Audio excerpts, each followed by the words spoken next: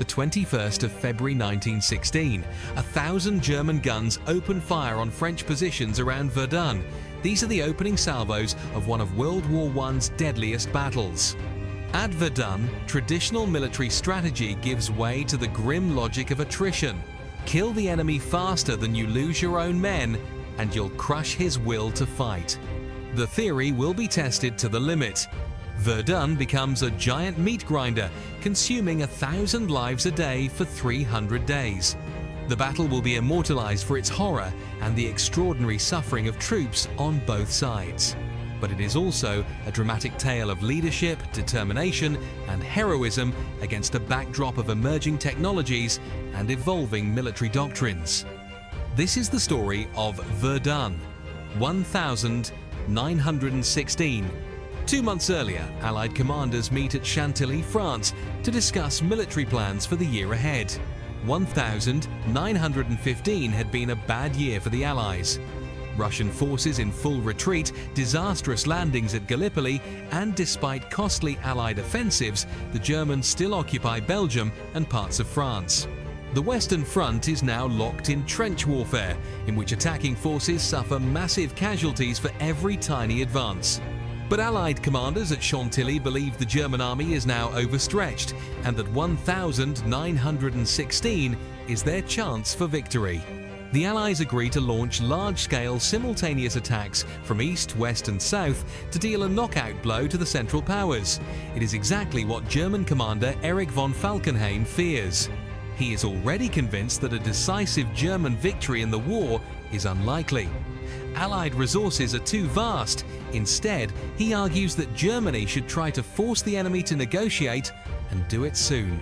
He believes this can be achieved by making the cost of war impossibly high for the Allies, and he is certain that the French will be the first to crack.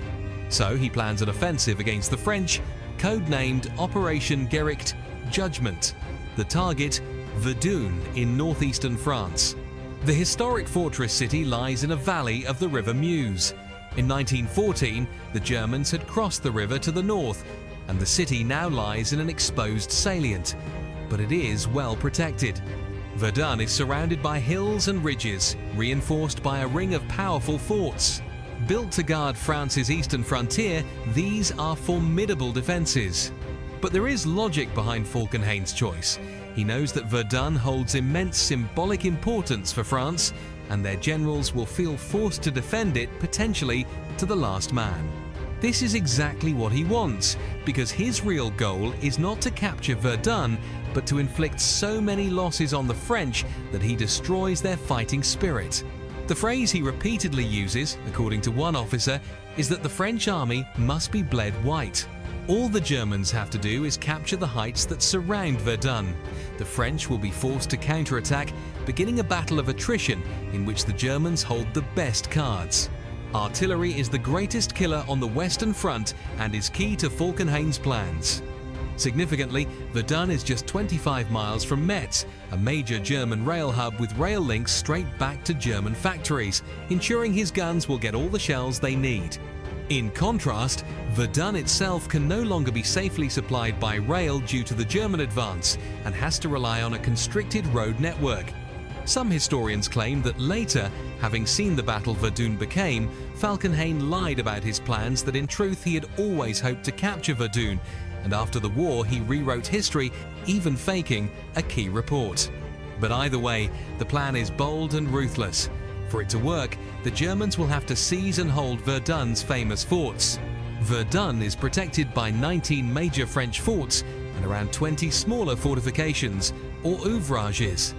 Most were built in the 1880s following France's defeat in the Franco-Prussian War, but they have been continuously modernized and strengthened since. Each fort is within sight of its neighbors, so their guns can offer supporting fire. The jewel in the crown is Fort Douaumont, which dominates the landscape and is reputed to be the most powerful fort in Europe. It is a steel and concrete pentagon, 1/4 mile wide, sitting above a slope, or glacis, guarded with barbed wire and spiked railings. The center is protected by a dry moat 5 meters deep, 10 meters wide. 3 galleries in the forward corners house light cannon and machine guns.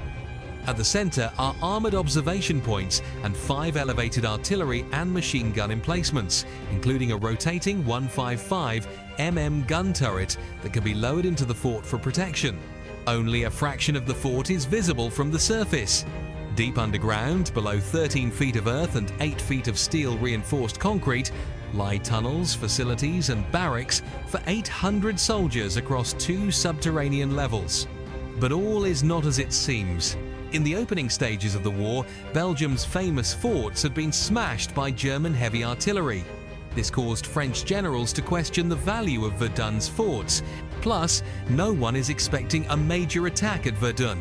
So, with urgent calls for artillery elsewhere on the front, Douaumont and other forts have been stripped of their heavy guns.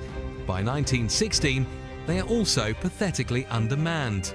In 1914, Douaumont was held by 500 men, now by just 56 middle-aged reservists.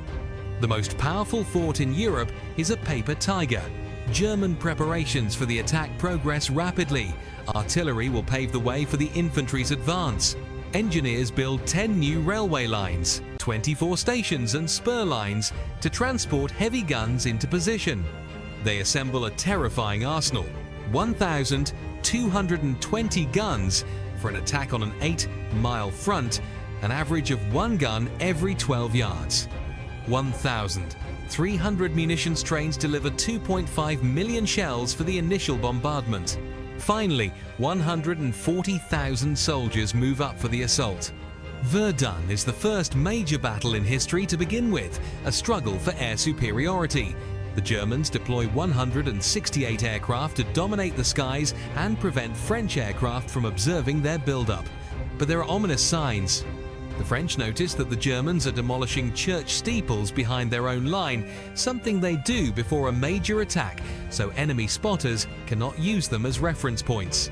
But reports like these and urgent requests for reinforcements are ignored. On the eve of battle, the French are badly outnumbered and outgunned. At 7:15 a.m. on the 21st of February 1916, more than 1,000 German guns open fire on French positions around Verdun. They fire almost 1 million shells that day. The Germans call such bombardments Trommelfeuer drum fire because the continuous explosions sound like a drum roll. At 5 p.m. the barrage lifts and German infantry advance. They find many French trenches abandoned or occupied only by crazed shell shock survivors. Yet there are pockets of resistance. As dusk falls, isolated French regiments mount a desperate defense from the shattered woods, while French artillery harasses German infantry advancing across open ground. But they cannot hold the enemy for long. 4 days later, on February 25, the Germans reach Fort Douaumont. A small detachment of soldiers approaches cautiously, but to their astonishment, they find it almost abandoned. They slip in through an opening, and the famed Fort Douaumont falls without a shot fired. Its loss, a French officer remarks, will cost the French army 100,000 lives. The Germans are now just 6 miles from Verdun. Only a weaker line of forts stands in their way. France's high command has been caught napping. At first, Commander-in-Chief General Joffre is reluctant to act. He wants nothing to disrupt plans for the major Allied assault that summer. But he is soon persuaded that Verdun's loss would be an unacceptable blow to French morale as well as a political disaster. He orders the entire Second Army under General Philippe Pétain to reinforce Verdun. 6 days after the German attack, Pétain is in overall command of the sector.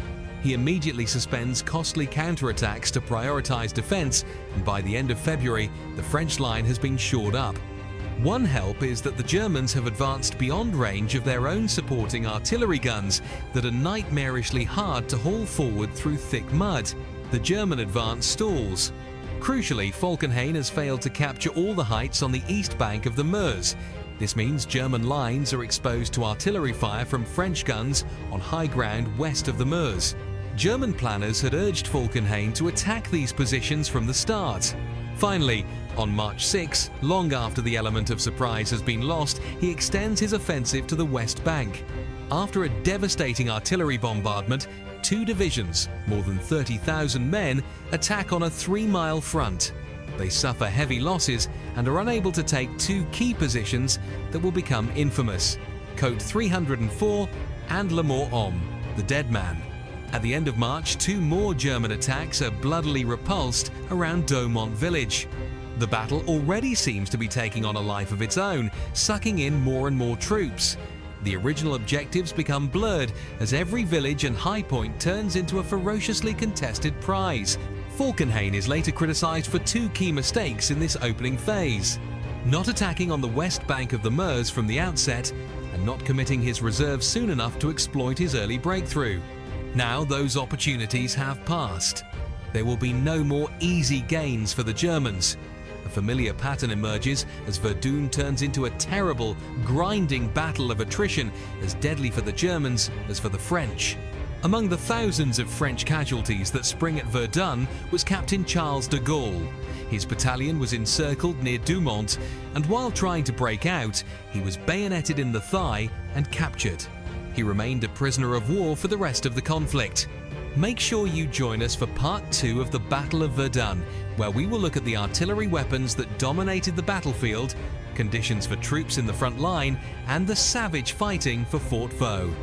Get early access to this and all our videos at Patreon. Big thanks to all those already supporting the channel.